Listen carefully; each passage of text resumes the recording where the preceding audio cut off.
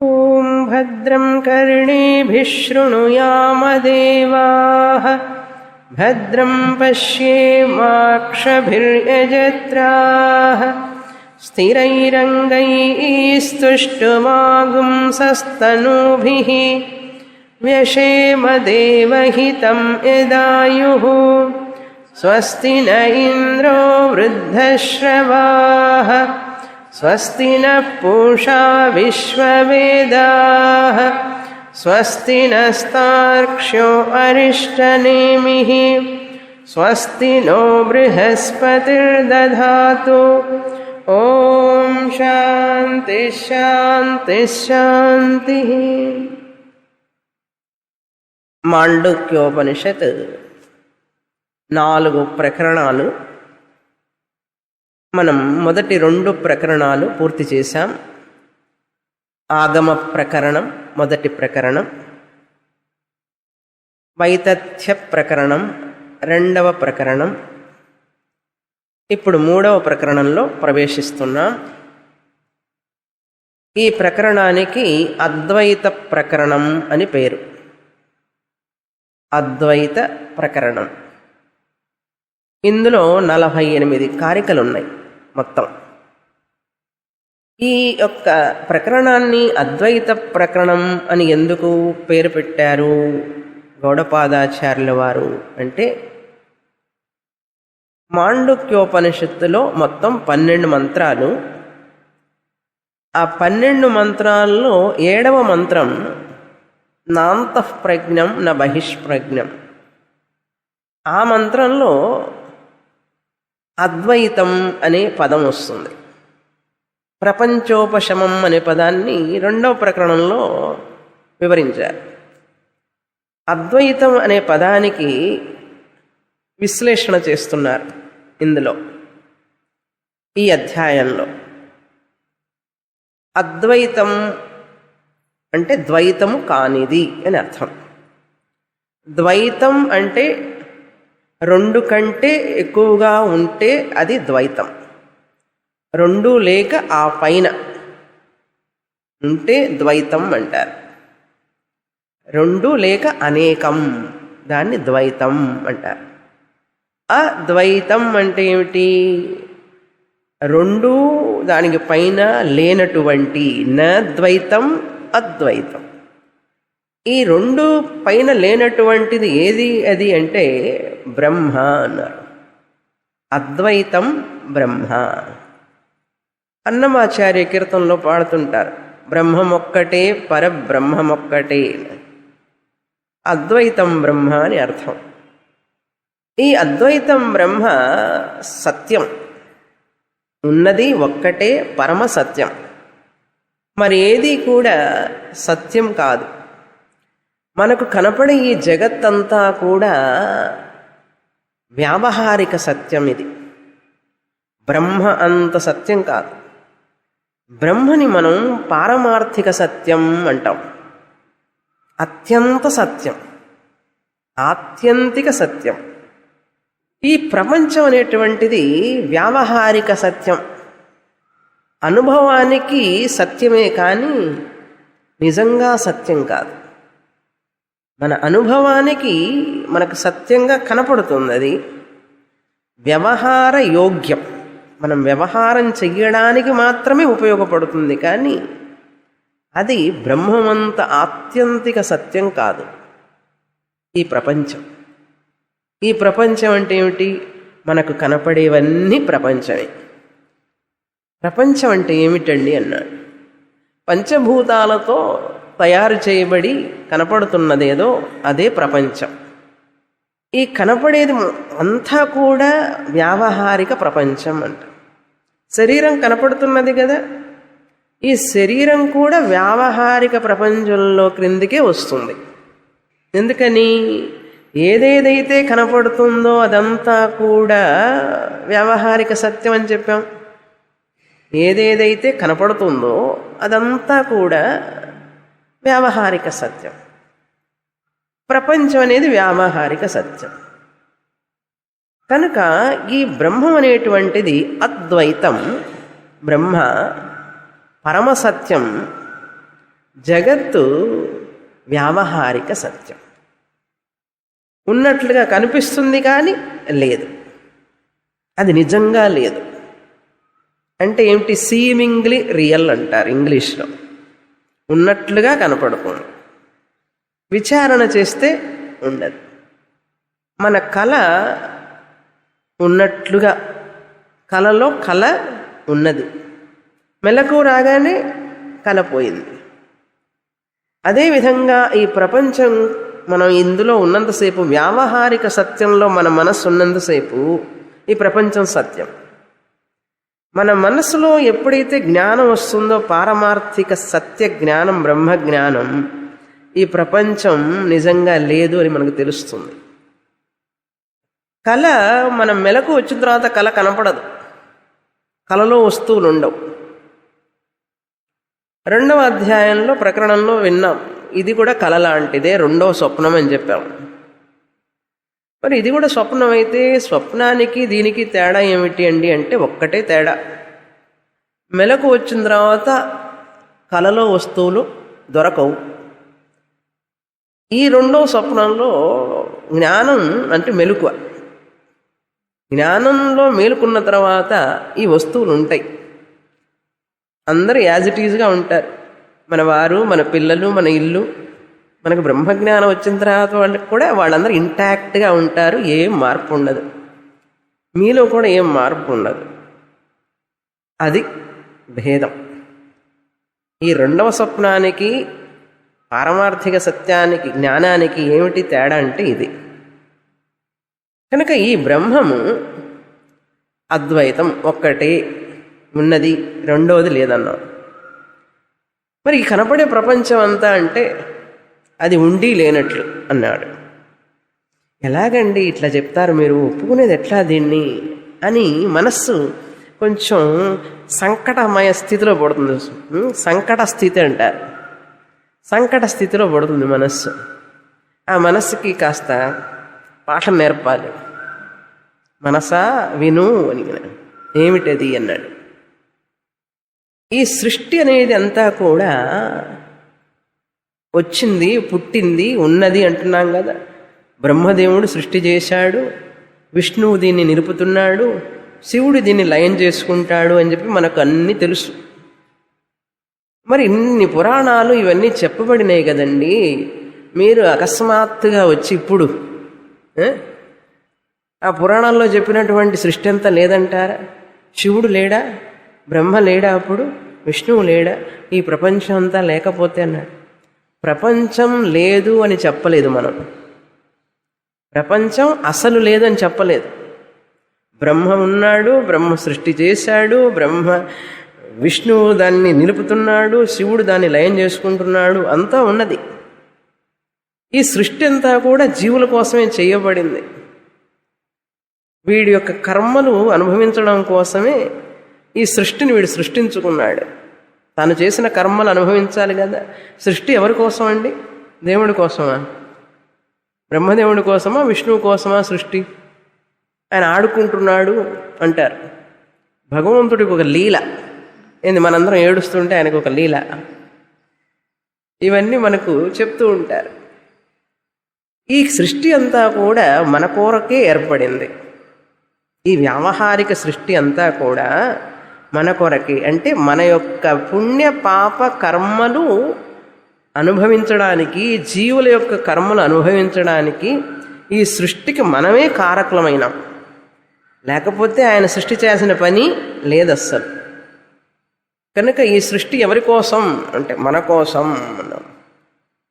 ఆహా, ఎంత పెద్ద సృష్టి చేసుకున్నాం మనం. అంటే ఇన్ని కర్మలు చేసి ఇవన్నీ అనుభవించడానికి అన్నమాట. అన్ని రకరకాలు అన్నీ సృష్టి చేసుకొని ఆ సుఖ దుఃఖాలన్నీ అనుభవిస్తూ ఉంటే ఈ సృష్టి మన కోసం చేసుకున్నాం. అందుకని మన సృష్టి లేదు అని చెప్పడం లేదు, గుర్తుపెట్టుకోండి. సృష్టి ఉన్నది మన కర్మలన్నీ అనుభవించడం కోసం, జీవుల కర్మలన్నీ అనుభవించడానికి సృష్టి ఉన్నది. కానీ ఈ సృష్టి మిథ్యా సృష్టి. ఉన్నది కానీ నిజం కాదు. సృష్టి ఉన్నది, నిజంగా లేదు. సృష్టి ఉన్నది కానీ నిజంగా లేదు. It is seemingly appearing. అన్రియల్లీ సృష్టి ఉన్నది, అసత్యంగా ఉన్నది సృష్టి. సృష్టి ఉన్నది అసత్యంగా అని రాసుకోవాలి. Creation is there unreally, creation is there unreally అన్నారు. సృష్టి ఉన్నది అసత్యంగా. ఎట్లా రాస్తా తెలుగులో? అలాగే కదా. ఆ అసత్యంగా అన్నదాన్నే మిథ్యా అంటాం. వేదాంతంలో చెప్పబడే పదం అది మిథ్యా. మిథ్యా అంటే ఏం చెప్పాం? కంటికి కనపడుతుంది కానీ నిజం కాదు, అది మిథ్య. అనుభవకాలే ఉంటుంది కానీ నిజంగా చూస్తే లేదు. సూర్యోదయం ఉన్నది, అనుభవం తెలుస్తుంది, సూర్యుడు ఉదయిస్తున్నాడు అంటాం, కానీ నిజంగా ఉదయించడం లేదు అని తెలిసిన తర్వాత కూడా రేపు కూడా చూస్తాం సూర్యుడిని. చూసి నమస్కారం, ఓ మిత్రాయ నమః, సూర్యాయ నమః, సూర్యుడు ఉదయించాడు. పొద్దున్నే క్యాలెండర్లో న్యూస్ పేపర్లో వస్తుంది సూర్యోదయ సమయం, సూర్యాస్తమ సమయం. అనుభవంగా అనిపిస్తుంది కానీ నిజంగా లేదు. అయితే ఏమిటండి అంటే, ఇప్పుడు ఈ బ్రహ్మం, అద్వైతం బ్రహ్మ ఈ జగత్తుకు కారణమా కాదా? ఇప్పుడు ఈ జగత్తు నిజంగా ఉన్నదా లేదా? ఇది నిజంగా లేదు అని చెప్పి శృతి సమ్మత తర్కంతో గౌడపాదాచార్యుల వారు సమర్థన చేస్తున్నారు.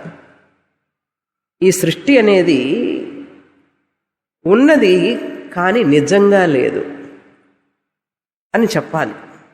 యుక్తిపరంగా చెప్పాలి, లాజికల్గా చెప్పాలి. లేదా సృష్టి లేదంటే ఆమెకేం తెలుసు రండి స్వామినికి, ఊరికే చెప్తుంటారు, వాడు ఏదో పుస్తకాలు చదివి చెప్తూ ఉంటారంటారు. లాజికల్గా ఎస్టాబ్లిష్ చేయాలి. ప్రపంచోపశమం అంటే సృష్టి జగత్తంతా మిథ్య అని చెప్పి అన్నాం అక్కడ. ఇప్పుడు ఏం చెప్తున్నారు? ఉన్నది బ్రహ్మం ఒక్కటే అన్నారు. రెండవ ప్రకరణంలో అటు నుంచి వచ్చాం, ఎటు నుంచి? ప్రపంచం వైపు నుంచి. ప్రపంచ ఉపశమం అన్నారు. ప్రపంచం అంతా ఉపశమం అయిపోతే ఎవరండి ఉన్నది మరి అన్నాడు. శూన్యమా ఉన్నది అంటే కాదు కాదు, బ్రహ్మం ఉన్నాడు అన్నాడు. ఎంతమంది బ్రహ్మలు ఉన్నారండి అన్నారు. ఒకే బ్రహ్మం ఉన్నాం, అద్వైతం బ్రహ్మ. అద్వైతం బ్రహ్మ అయితే మరి కనపడుతున్న సృష్టి అంతటికీ అసత్యంగానే అనుకోండి. ఓకే, మీరు చెప్పినట్లుగా అసత్యంగానే. ఆ అసత్యంగానైనా ఎందుకు కనపడాలి? అది ఎందుకు అసలు అని ప్రశ్న వస్తుంది కదా. అందుకే చెప్పాను, ఈ జీవుల కర్మలన్నీ సమాప్తం కావడం కోసం ఈ యొక్క సృష్టి వచ్చింది అన్నారు. అద్వైతం అంటే ఆయన లోపల ఈ ప్రపంచం అంతా ఉన్నది అవ్యక్త రూపంలో, తర్వాత వచ్చింది అనే ఒక ఆలోచన కూడా రావచ్చు. ఎలా అంటే, విత్తనం ఉంది, విత్తనం ఒకటే విత్తనం ఉందనుకోండి. ఇప్పుడు ఆ విత్తనం అద్వైతం, రెండో విత్తనం లేదు, ఒకటే ఉంది అక్కడ. ఇప్పుడు ఈ విత్తనం పక్కన ఏమీ లేదండి, ఇది అద్వైతమే కదా. కాదు, లోపల కొమ్మలు, ఆకులు, విత్తనాలన్నీ ఉన్నాయి అన్నారు. కనపడకుండా దాని లోపల ఆకులు, పుష్పాలు, కాయలు, కొమ్మలు అన్నీ ఉన్నాయి కనపడకుండా. కనుక విత్తనం కారణం, రాబోయే చెట్టు కార్యం. కనుక పొటెన్షియల్గా ఉన్నా కూడా దాన్ని అద్వైతం అని చెప్పలేం, ఒకటి అని చెప్పలేం. కనపడకుండా ఉన్నాయి అంతే. కనుక విత్తనం కారణమే కదా. ఆ విత్తనం నాటితే చెట్టు వస్తున్నది కదా, నిజంగా వస్తున్నదా లేదా? కొబ్బరికాయ నాటితే కొబ్బరి చెట్టు వస్తుంది, మామిడి పండు నాటితే మామిడి చెట్టు వస్తుంది, వెలగ పండు నాటితే వెలగ చెట్టు వస్తుంది. అందులో ఆ చెట్టు కనుక లేకపోతే అది ఎట్లా వస్తుంది? నువ్వులు నూనె కోసం నువ్వులు గానుగ దగ్గరికి తీసుకెళ్తే ఏమిస్తాడు? కొబ్బరి నూనె ఇస్తాడు, నువ్వుల నూనె వస్తుంది. అంటే నువ్వుల నూనె ఉన్నదా లేదా? నువ్వుల్లో ఉన్నది కదా. అంటే ఏమిటి? కార్యం రూపంలో ఉన్నది, కార్యం కనపడకుండా ఉన్నది. కనుక విత్తనం కారణం చెట్టు కన్నా. చెట్టుకి విత్తనం కారణం. కనుక మనకు కనపడకుండా ఉన్నప్పటికీ కూడా అందులోపల అది అద్వైతం అని చెప్పలేం. ఇప్పుడు లేకపోవచ్చు చెట్టు, భవిష్యత్తులో వస్తుంది కదా, అప్పుడు ద్వైతం అవుతుందిగా. ఒక చెట్ట 10 చెట్లు వస్తాయి, పిలకలు వస్తాయి పక్క పక్కనే. ఇప్పుడు అద్వైతమేనండి, కానీ భవిష్యత్తులో ద్వైతం అవుతోంది అది. కనుక విత్తనం అద్వైతం అని చెప్పగలవా? చెప్పలేవు. అది ఒక్కటే అని చెప్పలేవు. కనపడకుండా ఉంది ద్వైతం అందులో. ద్వైతం అంటే ఏమిటి? రెండు ఆ పైన అవ్వడానికి దానికి శక్తి ఉన్నది లోపల. కనుక విత్తనం అద్వైతం అని చెప్పి అనలేము. ఎందుకంటే దాని లోపల నుంచి అనేకమైనటువంటి వస్తాయి తర్వాత భవిష్యత్తులో. ఇప్పుడు మనం వర్తమాన కాలంలో చూస్తున్నాం, ఎన్ని చెట్లు చూస్తున్నాం. కనుక అద్వైతం అంటే ఏమిటి చెప్పాలి మరి? భూతకాలంలో కానీ, వర్తమాన కాలంలో కానీ, భవిష్యత్తులో కానీ ఎప్పుడూ ఒకటిగానే ఉండాలి అద్వైతం అంటే. ఇప్పుడు ఈ విత్తనంలో ఉన్న చెట్టు భూతకాలంలో ఉంది. భూతకాలం అంటే ఏమిటి? ఇంకా రాలే బయటికి, పాస్ట్ టెన్స్, లోపల ఉన్నది, భవిష్యత్తులో వస్తుంది కదా. బ్రహ్మలో అట్లాగే ఈ జగత్ అంతా లోపల ఉన్నదని చెప్తావా అన్నాడు. ఈ బ్రహ్మ కూడా బ్రహ్మలో జగత్తంతా లోపల ఉన్నదండి బీజ రూపంలో నిజంగా అన్నాడు. నిజంగా ఉన్నదంటే అప్పుడు అద్వైతం ఎట్లా అవుతుంది? కనపడకుండా లోపల ఉన్నట్టే కదా పొటెన్షియల్లీ జగత్తంతా. మీ అబ్బాయి, మీ అమ్మాయి, పిల్లలు అందరూ కూడా బ్రహ్మంలో ఉన్నట్లే కదా. కనుక పొటెన్షియల్గా ఉన్నప్పుడు కూడా బ్రహ్మంలో ఈ ప్రపంచం నిజంగా లేదు.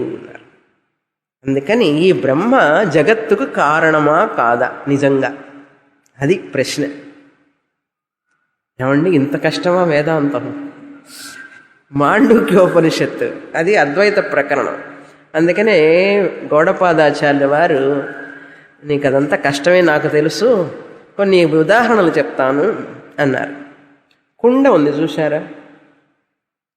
ఈ కుండ మట్టి ద్వారా చేయబడింది, మట్టి కుండ. ఈ కుండ అనేటువంటిది కార్యం అంటారు. ప్రోడక్ట్ని కార్యం, ఏదైతే వికారం చెంది ఉత్పత్తి అవుతుందో, కుమ్మరివాడు కుండని ఉత్పత్తి చేశాడు. చేశాడా లేదా? కుమ్మరివాడు మట్టితో కుండని ఉత్పత్తి చేశాడు. ఏదైతే ఉత్పత్తి అవుతుందో అది కార్యం అంటాం. ఏదైతే ఉత్పత్తి అవుతుందంటే దేనికైతే డేట్ ఆఫ్ బర్త్ ఉన్నదో అది, దాన్ని కార్యం అంటారు. ఇప్పుడు మనందరికీ డేట్ ఆఫ్ బర్త్ ఉంది కదా, కనుక ఈ శరీరం కూడా కార్యమే. అదేవిధంగా ఈ మట్టి కుండ అనేటువంటిది, కుండకి ఉత్పత్తి ఉన్నది. ఉత్పత్తికి ఏదైతే ఉందో అదంతా కూడా కార్యం. దీనికి ఉత్పత్తి ఉన్నది, దీన్ని కార్యం అన్నాం. కార్యం అంటే దీనికి ఏదో కారణం ఉండాలి కదా. ఇది ఉత్పత్తి కావడానికి కారణం ఉండాలి కదా. లడ్డు రావడానికి అలా చెప్తే కానీ అర్థం కాదు మనకు. లడ్డు రావడానికి శనగపిండి ఉండాలి కదా. కారణం లేకుండా కార్యం ఎక్కడి నుంచి వస్తుంది? అర్థమైందా? కనుక ఈ కారణం అనేటువంటిది మట్టి, కుండ అనేటువంటిది కార్యం. బంగారం అనేటువంటిది కారణం, గొలుసు అనేటువంటిది కార్యం. ఎందుకంటే ఉత్పత్తి చేశాడు కంసాలి వాడు, దానికి ఉత్పత్తి ఉన్నది. జాతం, జాతం అంటే పుట్టుక అన్నారు. జాతం అంటే పుట్టుక అన్నారు. అందుకే జాతకం అంటారు. చూసారా? నువ్వు పుట్టావు కదా, నీకు జాతకం రాస్తారు. జాతకం అంటే ఏమిటి? పుట్టిన వాడికి కమ్ము ఒకటి చేర్చడమే, జాతం జాతకం అన్నారు. సో ఈ యొక్క పుట్టిన దాన్ని జాతం అంటారు. జాతం అంటే పుట్టుక, పుట్టినది అన్నారు, ఉత్పత్తి అయినది. గొలుసు పుట్టిందండి, గొలుసు పుట్టింది అంటే కార్యం, దానికి కారణం బంగారం. ఈ డెస్క్ పుట్టింది, వడ్రంగి వాడు ఈ డెస్క్ను తయారు చేశాడు, దీనికి కారణం కొయ్య, చెక్క. అంటే దా కార్యం కారణం రెండు, కారణమే కార్యంగా కనపడుతుంది. రెండో మెట్టు. మొదటి మెట్టు ఏమిటి? ఏదైతే మనకు కనపడుతున్నదో ఉత్పత్తి అయ్యి అవన్నీ కూడా కార్యం. మొదటి పాయింట్. మనకు కనపడేవన్నీ కూడా ఉత్పత్తి అయినవే కదా, అన్నీ ఉత్పత్తి అయినవే కదా. అన్నీ చెప్పడం కష్టం అని చెప్పి నేను ఒకటి కుండని చేతిలో పెట్టుకొని చెప్తున్నా కదా. మన మనసు అన్నీ అంటే గ్రహించలేదు కదా, అందుకని ఒక కుండ, ఒక గొలుసు, ఒక డెస్క్ ఇట్లాంటివి పెట్టుకుంటే మనకు కొంత అన్నిటికీ అన్వయించుకోవచ్చు తర్వాత. కనుక ఈ కుండ అనేటువంటిది ఇది కార్యం అన్నాం, దానికి కారణం మట్టి అన్నాం. ఇప్పుడు రెండవ పాయింట్ ఏంటి? కారణం మట్టి కార్యరూపంలో కుండగా ఉన్నది అంతే. కార్యం కుండ, నిజంగా మట్టి.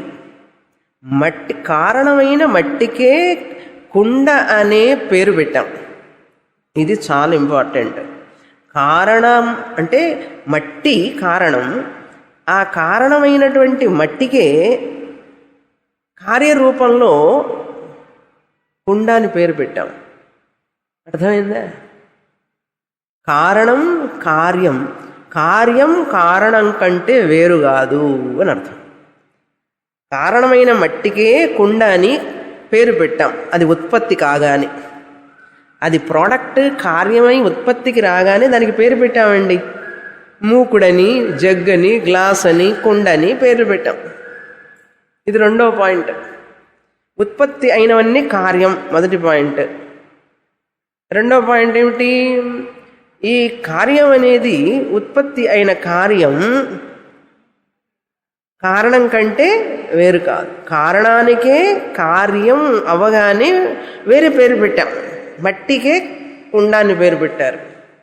ఎప్పుడైతే కారణం ఉత్పత్తి అవుతుందో కార్యరూపంలో దానికి వేరే పేరు పెట్టాం, కుండ అని పేరు పెట్టాం.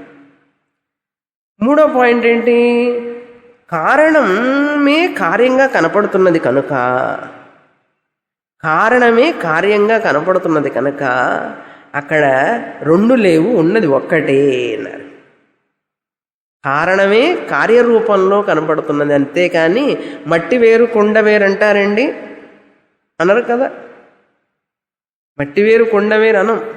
మట్టే కుండ, కుండే మట్టి, అద్వైతమే కదా.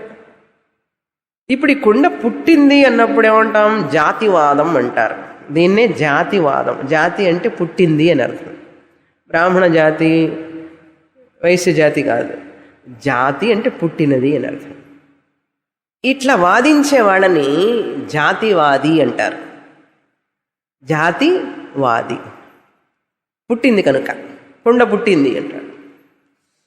ఇంకొకళ్ళు ఏం చెప్తారంటే, ఏమండి కుండ పుట్టడం ఏమిటి? మట్టే ఉన్నది అంటాడు వాడు. ఏం పుట్టలేదన్నాడు. ఏమీ పుట్టలేదు, మట్టే కుండగా కనపడుతుంది, అంతేగాని పుట్టడం ఏమిటి? కారణమే కదా కార్యంగా కనపడుతోంది కనుక ఏమైనా కొత్తగా పుట్టిందా ఏమిటి? ఒక షేప్ ఇచ్చా, అవస్థాభేదం అంతే. స్థితి మార్పే, ఇంకేమీ లేదు. కనుక వాళ్ళని ఏమంటారు? అజాతివాది, అజాతవాదం, అజాతివాదం. అజాతి అంటే పుట్టలేదు, నిజంగా పుట్టుకనేది లేదు అనే వాదం అజాతివాదం. ఈ జాతివాదం, అజాతివాదం ఇది అట్లా ఉంచండి. ఇప్పుడు అసలు ఈ పుట్టుక అనేది ఏమిటయ్యా అంటే శాస్త్రం చెప్తుంది ఏమీ లేదండి, అవస్థలు అన్నాడు. అవస్థలు అంటే తెలుగులో అవస్థ కాదు, స్థితి. అదొక స్థితి, ఆ స్థితిలో అంటారు. అది ఎలా అంటే, నీరు ఉంది కదా, నీటికి మంచుగా ఉండే ఒక స్థితి. అదే నీరు ఒక్కొక్కసారి ఆవిరిగా కనపడుతుంది, అదే నీరు ఒక్కొక్కసారి నురుగుగా కనపడుతుంది, నురుగు. అదే నీరు ఒక్కొక్కసారి బుడగగా కనపడుతుంది. బుడగ అనేది ఒక స్థితి నీటికి, నురుగు అనేది ఒక స్థితి, ఒక స్టేటస్. మంచు, ఐస్ క్రీమ్ ఫ్రిడ్జ్లో చూస్తారుగా రోజు. మన ఫ్రిడ్జ్లో, ఇప్పుడు ఫ్రిడ్జ్లో బయటకు కూడా ఐస్ కనపట్టలే. అది ఉదాహరణ చెప్పడానికి కూడా లేదు ఇప్పుడు, వెనకట్లాగా. మోడర్న్ ఫ్రిడ్జ్లు కదా అన్ని. మోడర్న్ ఫ్రిడ్జ్ల్లో ఐస్ కనపడదు, అంతా లోపలే కరిగిపోతుంటుంది. మన పిల్లలు ఐస్ క్రీమ్ తింటుంటారు చూసారా? ఐస్ క్రీమ్ ఏమిటండి? నీళ్ళే కదా, గడ్డగట్టిన నీళ్లు తింటున్నారు పంచదార వేసుకొని. గడ్డగట్టిన నీళ్లు పంచదార వేసుకొని తింటున్నారు, కాస్త రంగు వేసుకొని పైన. నీళ్ళే తింటున్నాం. మంచు, ఆవిరి, బుడగ, నురుగు ఇవన్నీ ఏమిటండి? నీటి యొక్క అవస్థలు. అంతేకాని మంచు పుట్టిందని, బుడగ పుట్టిందని, ఆవిరి పుట్టిందని అంటారా? ఏం లేదండి, కారణమే అనేక అవస్థల్లో కనపడుతూ ఉన్నది అన్నారు. అనేక అవస్థల్లో కనపడుతుంది.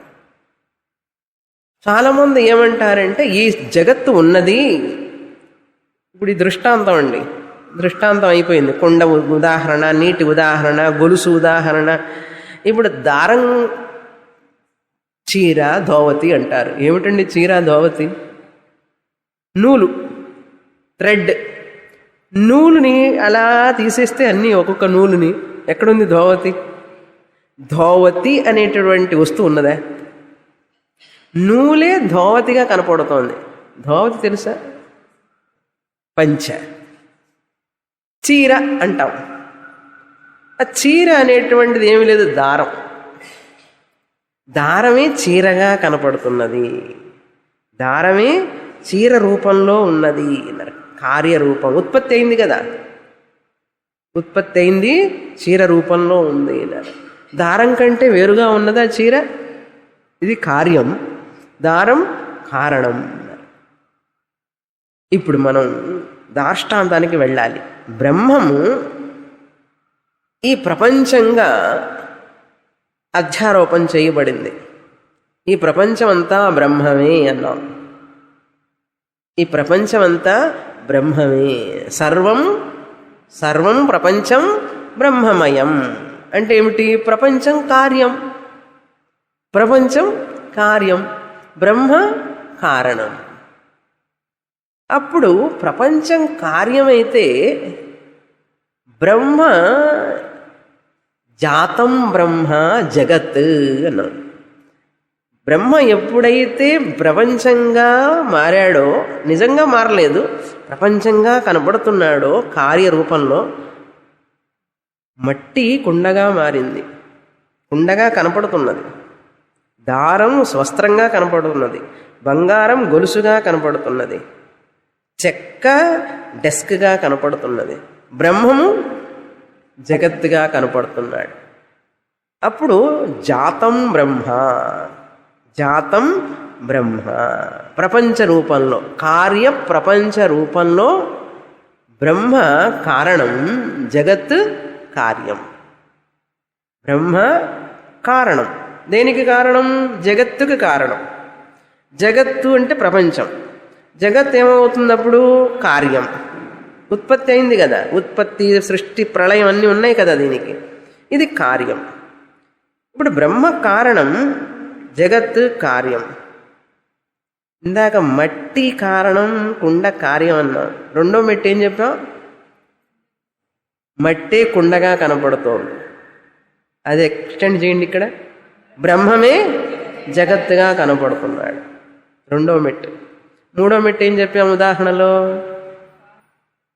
కార్యం కారణం కంటే వేరుగా లేదు, కారణమే కార్యరూపంలో అనేక అవస్థల్లో కనపడుతూ ఉన్నది. కనుక ఈ ప్రపంచం కూడా బ్రహ్మ కంటే వేరుగా లేదు. ఇప్పుడు ప్రపంచం ఒకటి, బ్రహ్మ ఒకటి, రెండు ఉన్నాయా? ఇందాక మట్టి ఒకటి, కొండ ఒకటి ఉన్నదా? రెండు ఉన్నాయంటే అన్నారు. గొలుసు వేరు, బంగారం వేరు అంటే అవునండి రెండు ఉన్నాయి. మీ దగ్గర గొలుసు, నా దగ్గర బంగారం అని చెప్తారా? దారం వేరు, వస్త్రం వేరు అంటే దారం నేను తీసుకుంటా, నువ్వు చీర కట్టుకో అన్నా. ఎలా కట్టుకుంటారు? దారం తీసిస్తే చీరే లేదు. అదేవిధంగా బ్రహ్మ జగత్తుకు కారణమైతే, జగత్తంతా బ్రహ్మమే అయితే, ఇప్పుడు బ్రహ్మ ఒకటి, జగత్ ఒకటి, రెండు ఉన్నాయా చెప్పండి? బ్రహ్మ ఒకటి. ఏమండి ఆ బ్రహ్మ ఇదేమిటయ్యా అన్నాడు. జగత్ అండి అన్నాడు. అప్పుడు బ్రహ్మ ఒకటి, జగత్ ఒకటి. ఇందాక గొలుసు బంగారం అంటే ఒకటే అన్నావు కదా, కార్యం కారణం కంటే వేరు కాదన్నావు కదా. కారణమే కార్యంగా కనపడుతోంది, బంగారమే గొలుసుగా కనపడుతోంది, దారమే వస్త్రంగా కనపడుతోంది, మట్టి కుండగా కనపడుతోంది, నీరే ఆవిరిగా బుడగగా కనపడుతోంది. అంతేకాని నిజంగా ఇవన్నీ లేవు కదా. ఈ జగత్తుకి అంతా కారణం బ్రహ్మమే అన్నారు కదా, దేవుడే కదా కారణం. ఈ దేవుడే కారణమైతే ఈ జగత్తు కార్యమైతే కార్యం జగత్తు బ్రహ్మ కారణం కంటే వేరుగా ఉంటుందా? లేదు కదా. అప్పుడు మీరు చూస్తున్న జగత్తు ఏమిటిది? మరి ఎందుకు భ్రమలో ఉన్నాం? ఇది బ్రహ్మ అయితే ఇది చూడండి, ఇది లాజిక్ అంటే, ఇది లాజిక్, యుక్తి అంటారు దీన్ని. ఆలోచించేవాళ్ళు ఆలోచిస్తారు. అర్థమైందా? కనుక ఇది బ్రహ్మమే అని మనం తెలుసుకోవాలి. ఇప్పుడు యుక్తిపరంగా మనం చూస్తున్నాం. మీరు చూసే ఈ జగత్తంతా కూడా బ్రహ్మ కారణం అన్నాం, జగత్తు కార్యం అన్నాం. ఈ యొక్క బోధన సత్యం కాదు నిజంగా. ఇప్పుడు నేను చెప్పింది సత్యం కాదు, అది విషయం. బ్రహ్మ కారణం, జగత్ కార్యం వ్యావహారికం, వివర్త కారణం అన్నారు. ఆయన మార్పు చెందకుండా ఈ కుండ మట్టి కుండగా మార్పు చెందింది, కుండ రూపంలో మార్పు చెందింది. బంగారం గొలుసు రూపంలో మార్పు చెందింది. మార్పు ఉన్నది దానికి. కారణంలో రెండు కారణాలు, నిమిత్త కారణం, ఉపాదాన కారణం. నిమిత్త కారణం ఎవరు? కుండ చేసేవాడానికి తెలివిగలవాడు ఎవరండి? కుండ చేసేవాడు మీరా నేనా? కుమ్మరివాడు నిమిత్త కారణం, ఇంటెలిజెంట్ కాజ్ అన్నాం. ఉపాదాన కారణం ఏమిటి? మట్టి. కుమ్మరివాడు తెలివిగలవాడు, కుండ చేస్తాడు. వాడు పట్టుకుంటేనే ఇట్లా వచ్చేసింది కుండ. మనం గనక పట్టుకున్నామంటే షేప్ లేకుండా పోతుంది. అందుకని వాడిని ఇంటెలిజెంట్ కాదన్నాం. ఆ గొలుసు చూడండి ఎంత చక్కగా చేస్తాడో ఆ కంసాలి వాడు. మీరు నేను చేయలేం కదా, వాడు ఇంటెలిజెంట్ కాదన్నాం. మెటీరియల్ కాజ్ ఏంటి? ఉపాదాన కారణం బంగారం. కనుక ప్రతిదానికి ఉపాదాన కారణం, నిమిత్త కారణం రెండు ఉండాలి కదా. ఈ ప్రపంచం కూడా కార్యం అయితే దీనికి నిమిత్త కారణం ఎవరు? ఉపాదాన కారణం ఎవరు? బ్రహ్మమే. బ్రహ్మమే నిమిత్త కారణం, బ్రహ్మమే ఉపాదాన కారణం. అట్లయితే బ్రహ్మం కూడా గొలుసులాగా, బంగారం గొలుసులాగా మారినట్లు బ్రహ్మం కూడా మారిపోయినాడండి అన్నాడు. బ్రహ్మ మారడు, ఆయన వివర్త ఉపాదాన కారణం అన్నాడు. వివర్తం అంటే ఏంటి? మార్పు చెందకుండా జగత్తులాగా కనపడుతున్నాడు ఆయన. అది బ్రహ్మ యొక్క గొప్పతనం. అర్థమైందా? కుమ్మరివాడు, కంసాలివాడు, వడ్రంగివాడు, నేతగాడు వీళ్ళందరూ వేరు, వాళ్ళ ఉపాదాన కారణాలు వేరు. ఉపాదాన కారణాలు వేరు. కుమ్మరివాడికి మట్టి కావాలి, కంసాలివాడికి బంగారం కావాలి, నేతగాడికి నూలు కావాలి, డెస్క్ వడ్రంగి వాడికి చెక్క కావాలి. బ్రహ్మానికి ఏం కావాలి? పంచభూతాలు కావాలండి అంటాడు. ఇంకా పంచభూతాలే పుట్టలేదు కనుక ఆయనకి ఏవి అవసరం లేదు. బ్రహ్మమే ఈ జగత్తుగా కనిపిస్తున్నాడు. ఎందుకనంటే ఆయన నిజంగా మారాల్సిన పని లేదు. ఆయన వివర్త కారణం, వివర్త ఉపాదాన కారణం కనపడుతున్నాడు ప్రపంచంగా. ఏమండి, ఇది మాత్రం ఒప్పుకోండి, కష్టంగా ఉంది. ఏదో బంగారం గొలుసుగా మారిందంటే సరిపోయింది, కానీ బ్రహ్మం మారకుండా ఈ సృష్టిగా కనపడుతున్నాడంటే ఎలా ఒప్పుకుంటాం? ఒప్పిస్తాను. ఇప్పుడు తాడు పాముగా కనపడుతోంది, తాడు పాముగా కనపడుతోంది. తాడు పాముగా మారి కనపడుతున్నదా, మారకుండా కనపడుతోందా? చూసారా? ఏమిటి మరి? తాడు వివర్త ఉపాదాన కారణం. చూసారా? తాడు పాముగా మారకుండానే పాముగా కనపడుతోంది కనుక అది వివర్త ఉపాదాన కారణం. అర్థమైందా?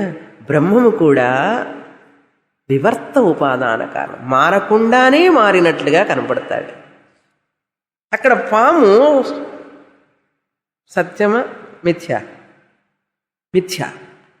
అయితే బ్రహ్మము జగత్తే కనపడుతున్నాడు, జగత్తు సత్యమా మిథ్య? అర్థమైందా? వ్యావహారిక సత్యమే కానీ పరమ సత్యం కాదు. సత్యం అనుకుంటే జీవితం దుర్భరం. ఈ జగత్తు సత్యం కాదు, బ్రహ్మమే జగత్తుగా కనపడుతున్నాడు అని అనుకుంటే జీవితం నందనవనం. అది ఆ ఆలోచన కనుక అట్లా ట్విస్ట్ చేశారంటే చాలు. Life is wonderful or miserable, just thought change. అది చేయాలంటే, ఆ థాట్ ప్యాటర్న్ మారాలి అంటే ట్రైనింగ్ కావాలి. ట్రైనింగ్ ఎన్సీసీ వాళ్ళు, పోలీసు వాళ్ళకి, మిలిటరీ వాళ్ళందరికీ ఎంత ట్రైనింగ్ ఇస్తే ఆగస్ట్ 15 వస్తుంది చూడండి టీవీలో. వేల మంది మిలిటరీ వాళ్ళు నడుస్తూ ఉంటే కాళ్ళు రైట్ లెఫ్ట్ అంటే మై గాడ్, అసలు ఎంత యూనిఫార్మిటీగా వాళ్ళు వేస్తున్నారు కాళ్ళు అంటే ఎంత ట్రైనింగ్ ఉంది తెలుసా వాళ్ళకి? ఎంత ట్రైనింగ్ కావాలి? ఇప్పుడు నేను చెప్పేది మీకు ఈరోజు మీకు చెప్పే పాఠం నేను ఎన్ని సంవత్సరాల కిందట చదివానో చెప్పనా? 20 సంవత్సరాలు, 20 years బ్యాక్. ఈరోజు నా నోట్స్ చూస్తే 11/7/94 వేస్తుంది డేట్. ఇదే 7వ నెల, 11/7/94. ఈ పాఠం నేను చదివింది 20 సంవత్సరాల కిందట. అర్థమైందా? అంతటి అందులో ఆ సబ్జెక్ట్ అంత చదివి అంత అర్థం చేసుకోవాల్సింది ఉంది అందులో. ఇప్పుడు మూడో కోర్సు ఇది. ఇక్కడ నేను చెప్పేది మాండూక్య కోర్సు. శ్రీనగర్లో ఒక కోర్సు అయింది, మైలాపూర్లో ఒక కోర్సు అయింది. ఇది 3వ కోర్సు మాండూక్యం చెప్పడం. ఎన్నిసార్లు చెప్పినా ఇంకా చెప్దామనిపిస్తూ ఉంటుంది. అది వేదాంతం యొక్క గొప్పదనం. సరే, సబ్జెక్టుకి రండి. ఇప్పుడు బ్రహ్మ వివర్త ఉపాదాన కారణం కనుక నిజంగా శాస్త్రం చెప్తోంది. ఇప్పుడు చూడండి దృష్టాంతం. పాము ఉన్నదా? నిజంగా లేదు. పాము కనపడినప్పుడు పాము కార్యం, పాము కనపడడానికి కారణమైనటువంటి తాడు కారణం కదా. జాగ్రత్తగా వినండి.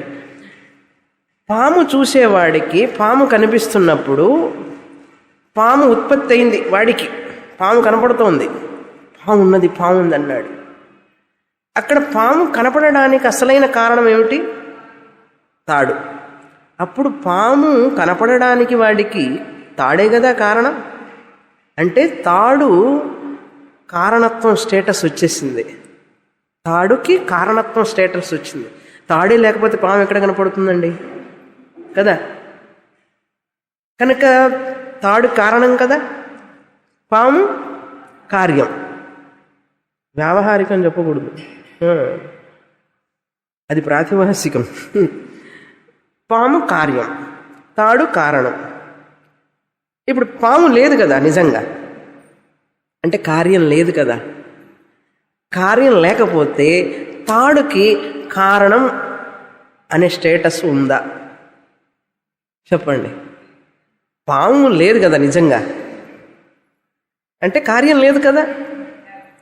కార్యమే లేకపోతే తాడు కారణం అని చెప్పగలరా? చెప్తారా? వివర్త కారణమైనటువంటి తాడు కారణం కూడా కాదు. ఎందుకు తాడు కారణం కాదు చెప్పండి? ఏమిటా కార్యం? పాము కార్యం లేదు కనుక తాటి యొక్క కారణ స్టేటస్ లేదు. పోయిందా?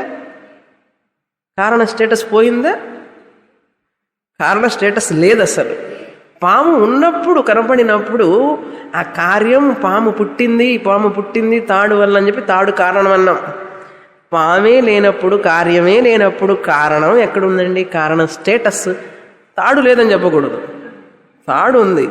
తాటి యొక్క కారణం స్టేటస్ లేదు. అప్పుడు తాడు పాము కాదు, కారణము కాదు, కార్యము కాదు. కార్యకారణ విలక్షణం. కారణం స్టేటస్ లేదు అసలు దానికి. ఎందుకంటే పాము అనే కార్యం నిజంగా లేదు. అది అర్థమైందా? అది అర్థమైతే దాష్టాంతానికి రండి. ఇప్పుడు బ్రహ్మ వివర్త కారణం, జగత్తు మిథ్య అన్నాం, జగత్ నిజంగా లేదు అన్నాం, జగత్ అనేది ఉన్నట్లుగా కనపడుతున్నది అన్నాం. కార్యం జగత్ జాతం బ్రహ్మ అన్నాం. ఈ జగత్ కార్యం అంటే ఏమిటి? బ్రహ్మే జాతం బ్రహ్మ అన్నారు. అంటే బ్రహ్మ పుట్టాడు. మట్టి పుట్టింది కదండి కుండగా, అట్లాగే జగత్ కార్యం పుట్టింది. అప్పుడు బ్రహ్మ పాపం ఏమైనాడు? కార్యం బ్రహ్మ అయినాడు. కార్యం బ్రహ్మ అయినాడు. కార్యం బ్రహ్మ అంటే జాతం బ్రహ్మ, పుట్టిన బ్రహ్మ అని అర్థం. పాపం దీన్ని జాతివాదం అంటాం. నిజంగా ఆయన పుట్టలేదు, ఊరికే ఈ జగత్ కనపడుతున్నది అంటే అజాతివాదం. ఆయన నిజంగా కారణం కాదు, వివర్త ఉపాదాన కారణం. ఈ జగత్ ఉన్నట్లుగా కనపడుతోంది. ఇది కార్యం. పాము ఉన్నట్లుగా కనపడింది కదా, పాము ఉన్నట్లుగా కనపడితే అది కార్యమైతే తాడు కారణమైంది. పాము లేదని తెలిసిపోయింది, అప్పుడు కారణం స్టేటస్ ఆఫ్ తాడు కూడా పోయింది. ఇప్పుడు బ్రహ్మ కారణం అవుతుందా? జగత్తు కూడా పాము లాంటిదే కదా, కనపడుతున్నది మనకు ఉన్నట్లుగా, నిజంగా లేదు. నిజంగా ఉంటే ఏమండి, పరమసత్యంగా ఉంటే మీకు నిద్రలో కూడా ఉండాలి. నిద్రలో 6 గంటలు మీకు ప్రపంచం ఉన్నదా లేదా? నిద్రలో అది పరమ సత్యం అయితే 6 గంటలు కూడా ఉండాలి అండి. సత్యం అంటే ఏమిటి? త్రికాల అబాధ్యం, 3 కాలాల్లో ఉండవలసినది, అంతే కదండి సత్యం అంటే. మరి నిద్రపోతే మీ శరీరం మీకు లేదు, మీ పిల్లలు లేరు, మీ ఇల్లు లేదు, ఏమీ లేదు. 6 గంటలు మీకు ప్రపంచం ఉన్నదా నేను అడుగుతున్నాను, చెప్పండి. 6 గంటలు కాకపోతే 8 గంటలు వేసుకోండి. బాగా నిద్రపోయే వాళ్ళకి 8 గంటలు. మీకు 8 గంటలు మీకు ప్రపంచం తెలియలేదు అంటే మీకు లేదనే కదా ప్రపంచం. అది పరమసత్యం అయితే అక్కడ కూడా ఉండాలి. అక్కడ లేదు కనుక ఇది పరమసత్యం కాదు, మెలకు వచ్చినప్పుడే కనపడుతోంది కనుక ఇది వ్యావహారిక సత్యం, అంతే. అర్థమైందా? ఇది పరమసత్యం అయితే అక్కడ కూడా ఉండాలి. అక్కడ లేదు కనుక 6 గంటలండి, ఒక 6 నిమిషాల 6 గంటలు, కొంతమంది 12 గంటలు కూడా పోతారు. అంతసేపు నీకు ప్రపంచం లేదంటే అది సత్యమా? సత్యం కావడానికి వీలు లేదు. కనుక బ్రహ్మ కారణము కాదు, కార్య కారణ విలక్షణం బ్రహ్మ. ఆయన ప్రపంచంగా మారనూ లేదు, ఎందుకంటే ప్రపంచం మిథ్య కనుక. ఈ కార్యం అనేది మిథ్య కనుక జాతం బ్రహ్మ కార్యం అని చెప్పి ఆయన కారణం అని చెప్పడానికి కూడా లేదు. ఆయన కారణము కాదు, కార్యకారణ విలక్షణం బ్రహ్మ. ఆయన కారణంలాగా కనపడుతున్నాడే కానీ నిజంగా ఆయన కారణము కాదు, కార్యము కాదు. ఎందుకంటే లైట్ వేసినప్పుడే మీకు పాము లేదని తెలిసింది కానీ చీకటిగా ఉన్నప్పుడు తెలుస్తుందా? లైట్ వేసినప్పుడే పాము లేదు అని తెలుస్తున్నది కానీ మంద చీకటిగా ఉన్నప్పుడు, మంద అంధకారంలో పాము లేదు అని తెలుస్తున్నదా? ఇప్పుడు మీరు మంద అంధకారంలో ఉన్నారు, మీ పక్కన నేను ఉంచుంటాను, మీరు పాము చూస్తున్నారు, నేను చెప్తాను ఏ పాము లేదు, పాము లేదు, నా మీద ఒక చెంప మీద ఒక్కటేస్తారు, పాము లేదంటారు. ఏంట ఊరికే అంటున్నా తమాషాకి. పాము భయం వేస్తుంటే పాము లేదు పాము లేదు అంటే పాము కనబడుతుంటే అది పైకి వస్తుంది అంటారు కదా. మరి వీడికిట్టి పాము లేకుండా కనపడింది, ఇంకోటి పాము కాదు నాయన అది పూలమాల అంటాడు. వాడికి పాములా కనపడిన పూలమాల కనపడింది. వెనక ఒక టార్చ్ లైట్ తీసుకొని వస్తున్నాడు, వేసి చూశాడు, పాము లేదన్నాడు. లైట్ వేసే వరకు మీకు పాము భ్రమ పోదు, అర్థమైందా? అదేవిధంగా శాస్త్రం లైట్ వేసే వరకు మీ మనస్సులో బాగా వంటబట్టే వరకు ఈ భ్రమ పోదు. అది పోయే వరకు పిండి రుబ్బుతారు చూసారు, రుబ్బిన పిండి రుబ్బినట్లుగా శాస్త్రాన్ని రుబ్బుతూ ఉండాలి. ఇట్లా ఒక్కొక్క ఉపనిషత్తు 4 సార్లు 5 సార్లు చదివితే ఒకసారికే మనకు అయిపోతుంది డికెట్స్, దశాబ్దాలు. ఇంటికి వెళ్ళి చదవాలి. ఇంటికి వెళ్ళి కూర్చొని ప్రతిరోజు 1 గంట 2 గంటలు చదివితేనే ఈ కారణం బ్రహ్మ అనేటువంటిది సత్యం కాదు, కారణత్వమే లేదు బ్రహ్మనికి. ఈ ప్రపంచం తాడు ఎలాగైతే పాము మీద కనపడుతున్నదో ఉన్నట్లుగా నిజంగా లేదు. లైట్ వేసినప్పుడే, అదేవిధంగా జ్ఞానం వచ్చినప్పుడే, జ్ఞానం అనే లైట్ రావాలి. ఎలా వస్తుందంటే గురువుగారు వేస్తారు. శాస్త్రం అనే టార్చ్ లైట్ పట్టుకొని గురువుగారు టార్చ్ లైట్ వేస్తారు. ఎవరు? శిష్యుడు క్లాసుకు వచ్చినప్పుడే. శిష్యుడు క్లాసుకు వచ్చినప్పుడే కదా వెలుగుతుంది. అది కూర్చొని వింటూ ఉంటే జ్ఞానం వస్తుంది. ఇంతటి విషయం, ఇంత గంభీరమైన విషయం చెప్పబడింది.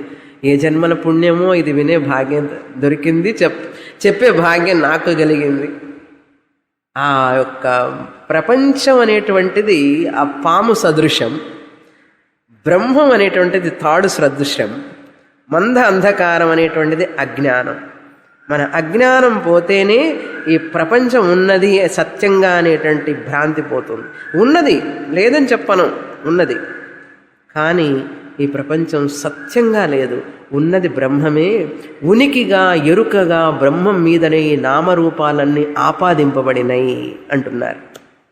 అది ఇందులో ఈ ప్రకరణం మొత్తంలో చెప్పబోతున్నారు విషయం. ఇది అర్థమైందా? ఇప్పుడు మొదలు పెడతాం. మొదటి కారిక 110వ పేజీ, మొదటి కారిక. ఉపాసనాశ్రితో ధర్మః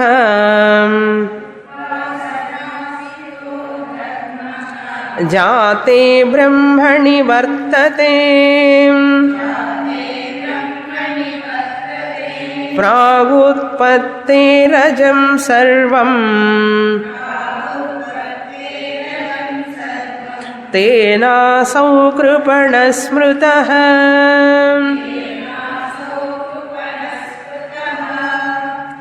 పంచదార ఎన్ని స్పూన్లు వేసినా పాలల్లో తీపిదనం రాదు.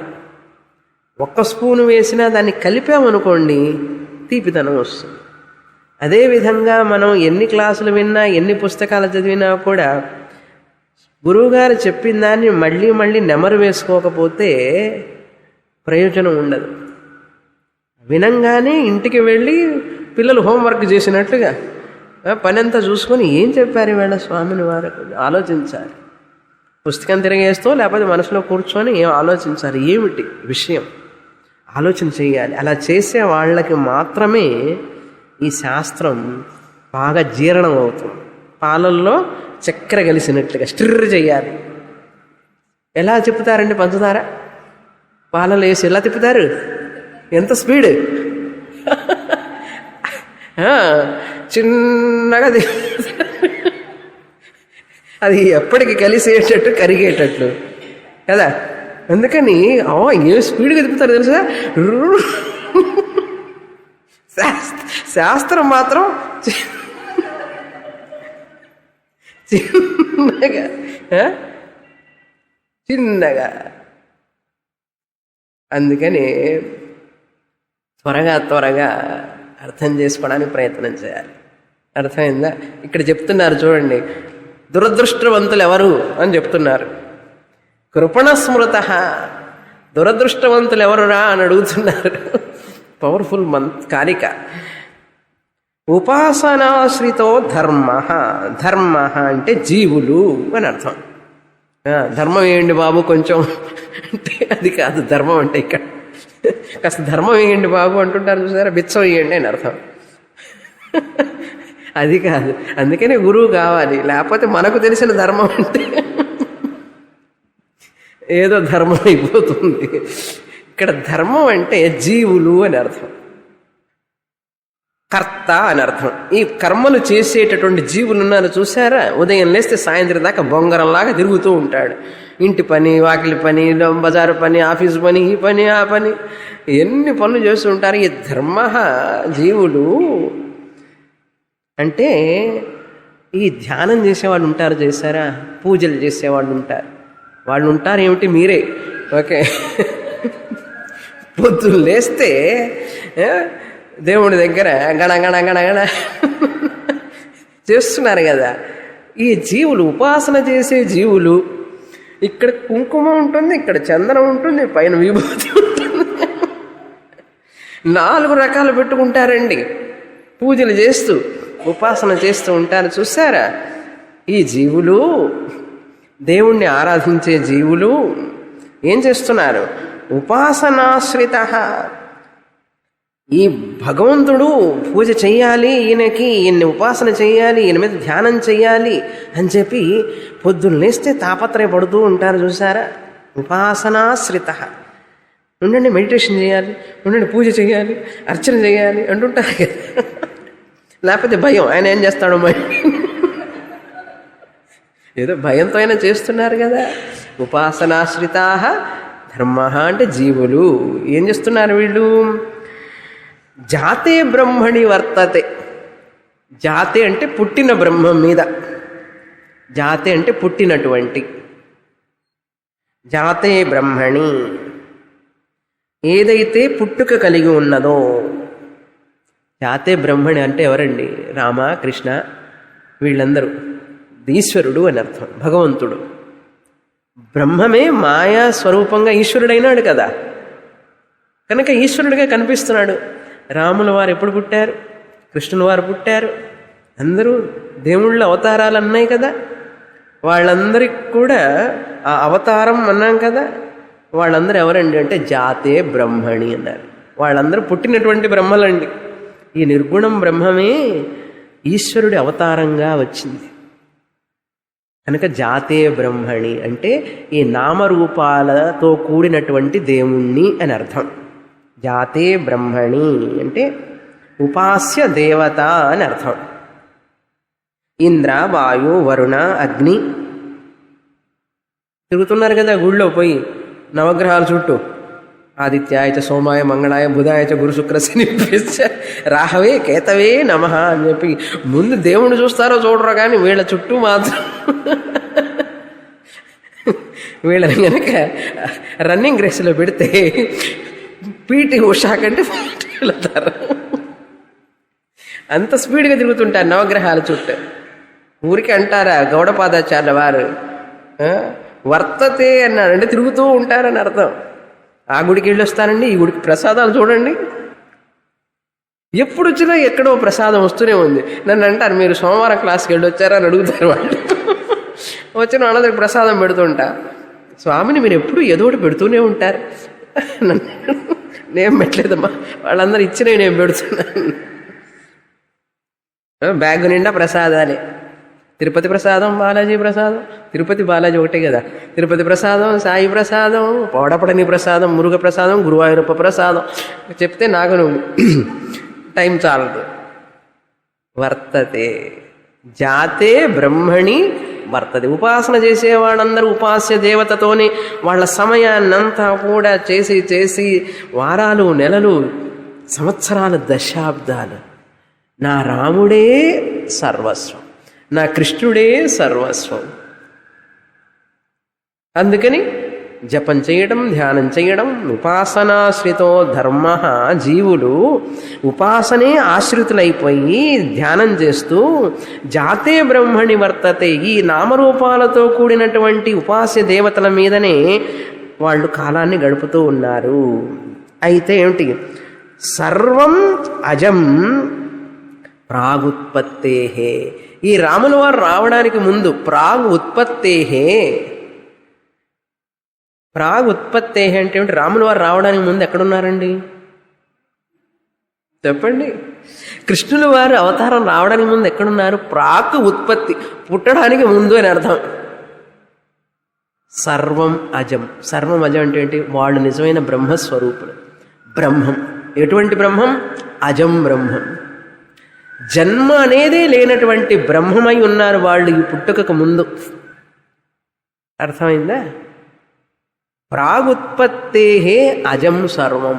అంటే ఈ రామ అవతారం, కృష్ణుడు అవతారం, ఈ దేవీలు వీళ్ళందరూ ఈ నవరాత్రుల్లో ఒక్కొక్క దేవి రావడానికి ముందు, ఆ అవతారం రావడానికి ముందు, ఉత్పత్తి రావడానికి ముందు వారు ఏ రూపంలో ఉన్నారండి?